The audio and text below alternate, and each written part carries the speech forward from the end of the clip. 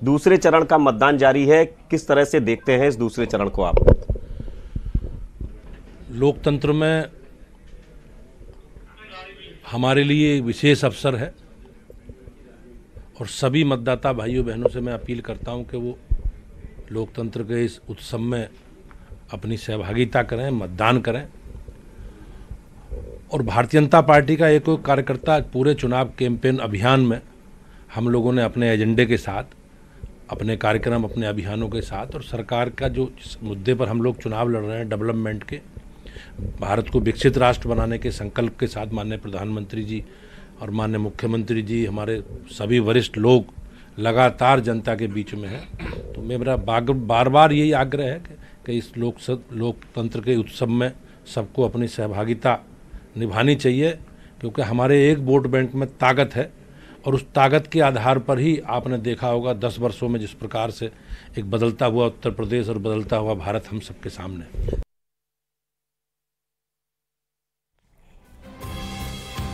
और सीधे अब आपको लिए चलते हैं, हमारे सहयोगी अमनदीप भी गौतम बुद्ध नगर से, नोएडा से हमारे साथ में है, उनका रुख करते हैं। अमनदीप, आपको किस प्रकार की तस्वीरें मिल रही हैं और क्या वहां से आप जानकारी हमें देना चाहेंगे?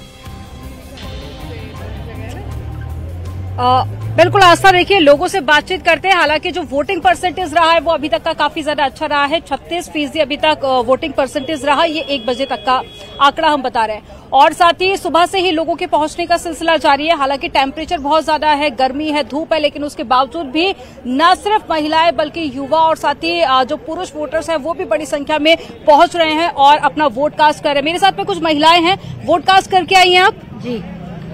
क्या मुद्दे हैं इस बार महिलाओं के? ये ऐसा तो नहीं कुछ, हमेशा बीजेपी हमेशा अच्छा ही करती है और मैं उसकी फेवर में हूँ। सुरक्षित महसूस करती है? बिल्कुल सही। चलिए कुछ और भी लोग हैं, उनसे भी बात कर लेते हैं। आप भी वोट कास्ट करने आई हैं? बिल्कुल करने आए हैं जी, और हम डॉक्टर महेश को सपोर्ट करेंगे। वो बहुत ही ईमानदार और अच्छा आदमी है, सबका हेल्प करता है।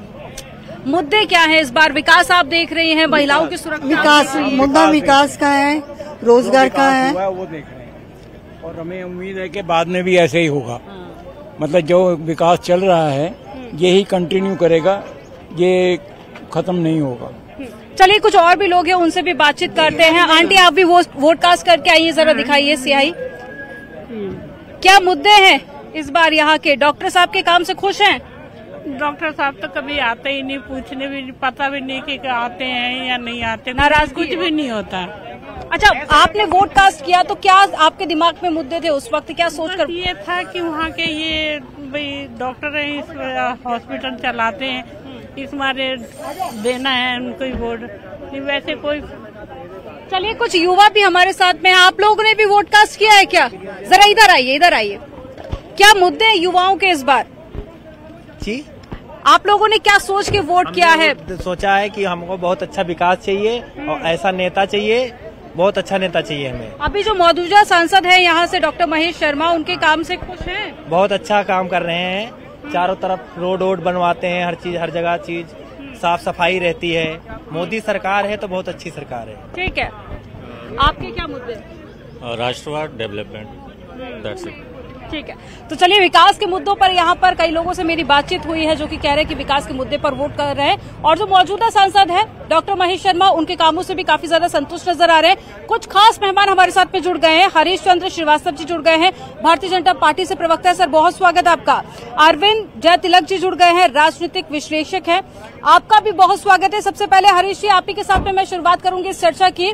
कई लोगों से मेरी बात हुई है, विपक्षी पार्टियों ने भी कई मुद्दे उठाए, जैसे कि हम बात कर ले बढ़ती बेरोजगारी, महंगाई, किसानों का मुद्दा, महिलाओं को लेकर भी कई मुद्दे उठाए गए। लेकिन जो विकास के मुद्दे पर आप लोग जिक्र कर रहे थे, वो सटीक बात जनता के दिमाग पर जाके बैठ गई है।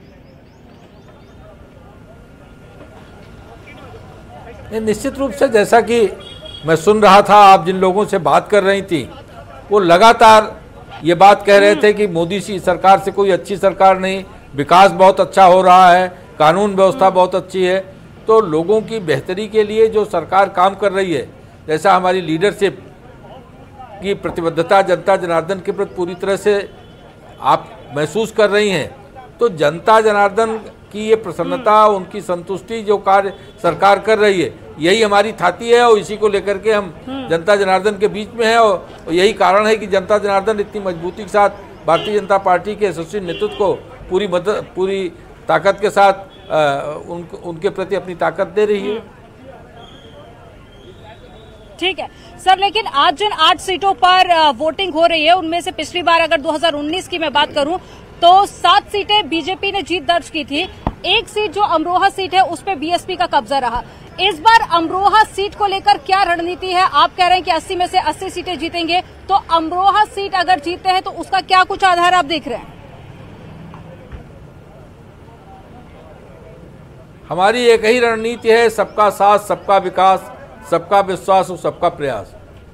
और जनता जनार्दन के प्रति जो प्रतिबद्धता है, उनके सरोकारों पर जो प्रतिबद्धता है, आम जनता जनार्दन की समृद्धि और खुशहाली को साकार करने की दिशा में जो सरकार ने काम किया है, बिना भेदभाव के लोक कल्याणकारी और गरीब कल्याण की योजनाओं का क्रियान्वयन हुआ है। सबका साथ सबका विकास का तो आप यहाँ पर जिक्र कर रहे हैं, लेकिन विपक्षी पार्टियां सवाल उठा रही है ना, वो कह रही है कि पहले चरण में वोट प्रतिशत काफी ज्यादा कम रहा, जिसकी बौखलाहट है कि बीजेपी नेताओं में देखी जा रही है और लगातार मंगलसूत्र वाले बयान का जिक्र वो कर रहे हैं। कई सारे प्रधानमंत्री से लेकर बाकी जो बीजेपी के लीडर्स हैं उनको बयानों को लेकर विपक्षी पार्टियां निशाना साध रही हैं और वो कह रही है बीजेपी की बौखलाहट है कि वो इस तरह की बयानबाजी कर रहे हैं।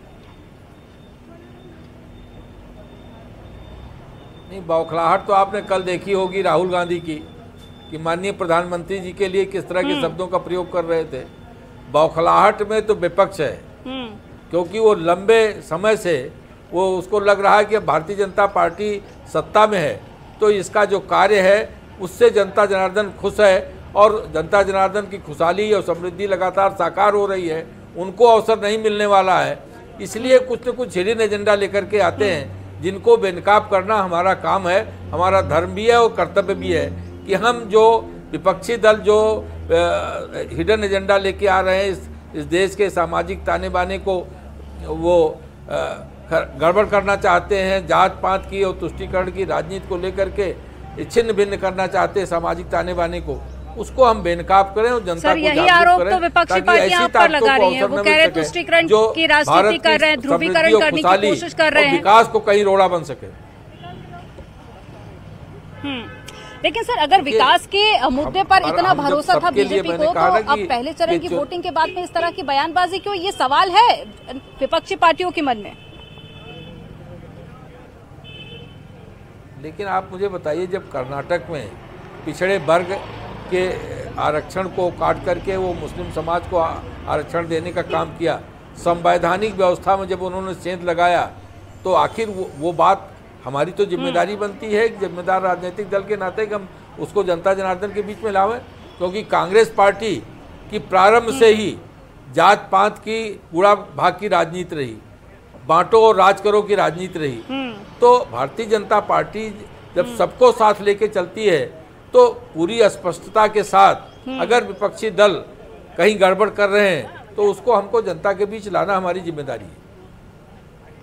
सर, खुले मंच से भले ही आप इनकार कर दें कि जातिवाद को लेकर राजनीति नहीं की जा रही है, लेकिन न सिर्फ विपक्षी पार्टियां बल्कि भारतीय जनता पार्टी, तमाम जो पार्टियां हैं वो दबी जुबान में इस बात का जिक्र करती हुई अक्सर देखी जाती है और जब भी कैंडिडेट के नाम का जिक्र होता है तो ये भी गुणा भाग बैठाने की पूरी कोशिश की जाती है ताकि जातिगत समीकरण को साधा जा सके। मैं लौटूंगी आपके पास पे, राजनीतिक विश्लेषक भी हमारे साथ पे जुड़े हुए हैं, अरविंद जी। अरविंद जी, आपका चुनावी गणित क्या कहता है?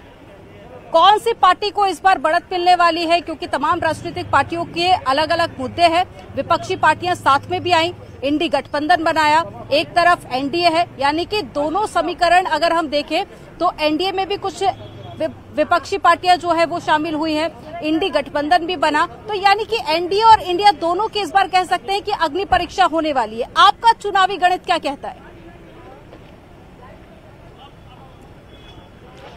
बिल्कुल आपने सही कहा। देखिए, समंदर के कानून जहाजें तय नहीं करते। एक लोकतांत्रिक व्यवस्था में जनता ही सर्वोपरि होती है और मुझे लगता है कि चुनाव प्रक्रिया शुरू हो चुकी है और जनता जो है बूथों पर पहुंच करके ईवीएम के जरिए जो है अपने फैसले पर मुहर लगा रही है। रही बात उत्तर प्रदेश की 8 सीटों को, तो आप देख लीजिए, अमरोहा को हटा दीजिए, बाकी आप देखेंगे तो इसमें 40 विधानसभा आती है। 40 में आज की तारीख में 34 पर जो है भारतीय जनता पार्टी का कब्जा है, 4 पर समाजवादी पार्टी का है, 2 पर आरएलडी का है। और आप मेरठ को और बागपत को हटा दें तो आप ये भी मेरठ को और ये आपके अमरोहा को हटा दें तो आप देखेंगे कि 2 लाख से अधिक वोटों से जो है भारतीय जनता पार्टी के जो कैंडिडेट चुनाव जीते हैं। रही बात व्यापक पैमाने पर राष्ट्रीय स्तर पर तो निसंदेह जो एक 2 मोर्चा बना हुआ है, एक एनडीए है और एक इंडिया है। लेकिन जिस तरह से आपने देखा कि चुनाव से पहले तमाम राजनीतिक दलों में टूट फूट हुई, उनके बड़े नेता जो है भारतीय जनता पार्टी की तरफ आए, तो इसका सीधा मतलब यह है कि आज की तारीख में 2014 की तरह, 19 की तरह 2024 में भी मोदी फैक्टर काम कर रहा है। मैं अभी देख रहा हूं कि आपके रिपोर्टरों के द्वारा जो लोगों से बात की जा रही है तो बार बार वो मोदी का नाम ले रहे हैं। यानी जो स्थानीय स्तर के जो मुद्दे हैं बेशक वो बने हुए हैं, लेकिन वो जो है कहीं ना कहीं जो राष्ट्रीय स्तर के मसले हैं जो मोदी जी द्वारा काम किया गया है या कल्याणकारी जो उनकी योजनाएं हैं वो कहीं ना कहीं वो जो भारी पड़ती दिख रही है। अगर मोदी फैक्टर फिर चला तो यह सच मानिए कि फिर इंडिया गठबंधन के लिए काफ़ी नुकसानदायक होगा।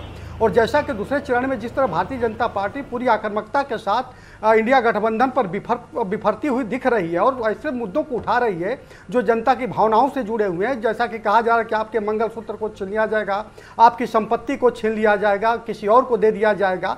ये कहीं ना कहीं जो है अगर वो जमीन पर परकुलेट हुए मुद्दे करते हैं तो स्वाभाविक रूप से ये भारतीय जनता पार्टी के पक्ष में जाएगा और जो है इंडी गठबंधन के खिलाफ जा सकता है। जी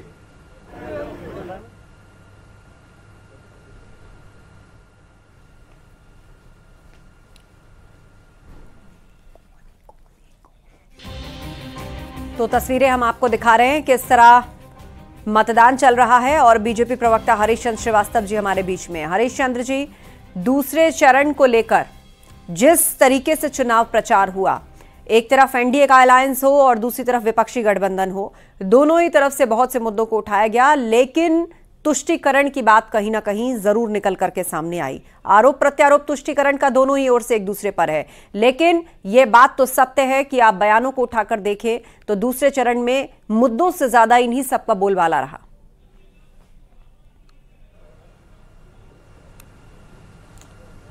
नहीं आस्था जी, आप देखिए कि भारतीय समाज हजारों वर्षों से जिन व्यवस्थाओं का पालन करता है, जो एक भारतीय संस्कृति है, उसमें अगर कोई जिस तरह की विरासत टैक्स और इसको लेकर के जिस तरह से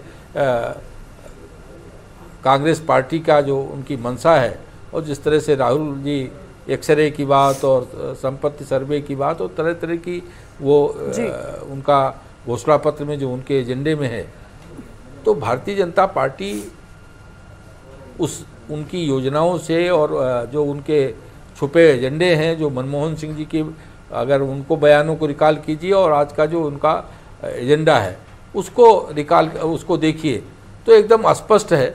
तो लोगों के बीच आखिर ले जाना ये भारतीय जनता पार्टी का काम है।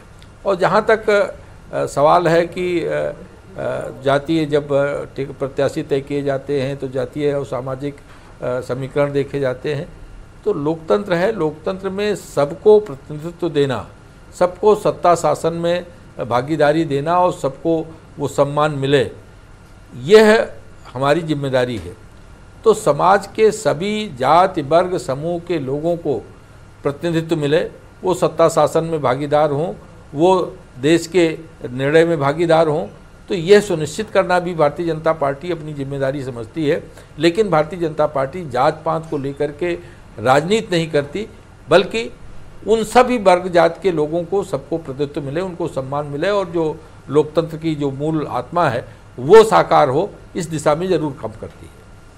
बिल्कुल। अरविंद जयतिलक जी हमारे बीच में, राजनीतिक विश्लेषक। अरविंद जी, आज जिन सीटों पर चुनाव हो रहा है उनमें से जो 7 सीटें थी वो 2019 में बीजेपी ने जीती। अमरोहा केवल एक सीट जो बसपा के पाले में थी, लेकिन ये समीकरण तब था जब आरएलडी जो है वो उस वक्त विपक्षी गठबंधन का हिस्सा हुआ करती थी और बसपा भी रही, मिलकर के चुनाव लड़ी। लेकिन इस बार समीकरण बदले हैं, तो क्या लग रहा है इस लिहाज से?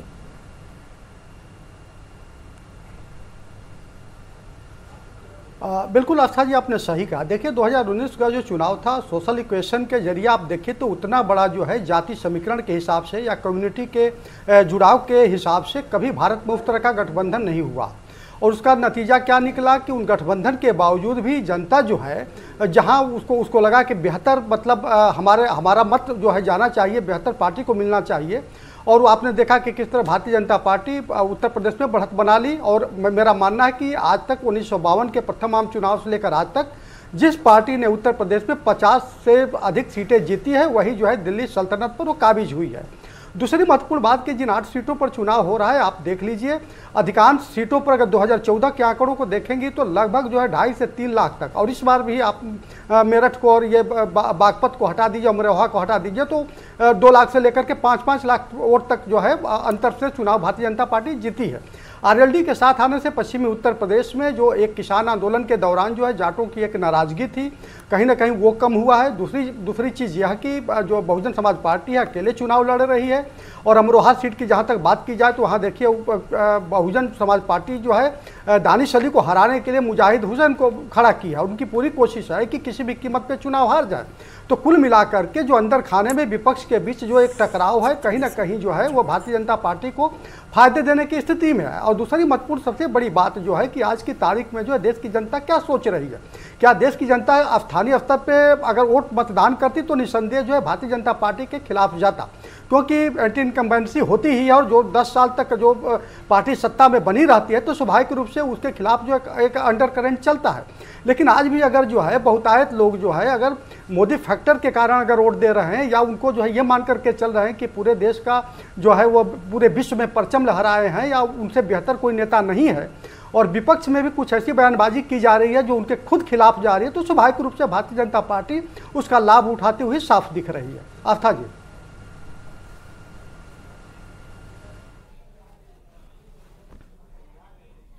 हरीशचंद्र श्रीवास्तव जी हमारे बीच में। हरीशचंद्र जी, जैसा अभी अरविंद जयतिलक जी कह रहे थे, कहीं ना कहीं बीजेपी को इसका फायदा मिल रहा है। बसपा जब इंडिपेंडेंटली मैदान में होती है तो जाहिर सी बात है मुस्लिम वोट डिवाइड होता है, दलित वोट जो है, ओबीसी वोट भी कहीं ना कहीं बहन जी की तरफ अगर गया तो उससे सीधा सीधा नुकसान विपक्षी गठबंधन को होता है और बीजेपी का फायदा।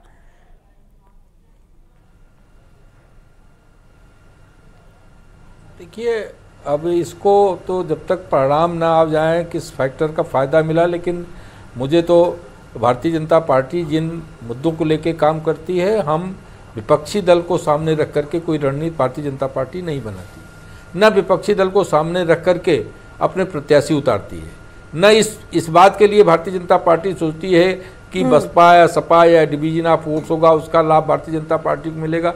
इन सब को दरकिनार रख करके भारतीय जनता पार्टी अपनी चुनावी रणनीति बनाती है। आप और यही आपका दावा कि आप विकास के मुद्दे पर चुनाव लड़ते हैं, गुड गवर्नेंस के मुद्दे पर चुनाव लड़ते हैं, लेकिन कहीं ना कहीं राजनीतिक समीकरण जब आसपास होते हैं तो उन पर एक चर्चा भी जरूर होती है। आप सभी मेहमान हमारे साथ हैं, साथ ही हमारे सहयोगी भी ग्राउंड पर है, आप सभी से चर्चा जारी रहेगी, लेकिन एक छोटे से ब्रेक का वक्त हो चला है। बड़ी कवरेज लगातार जारी है।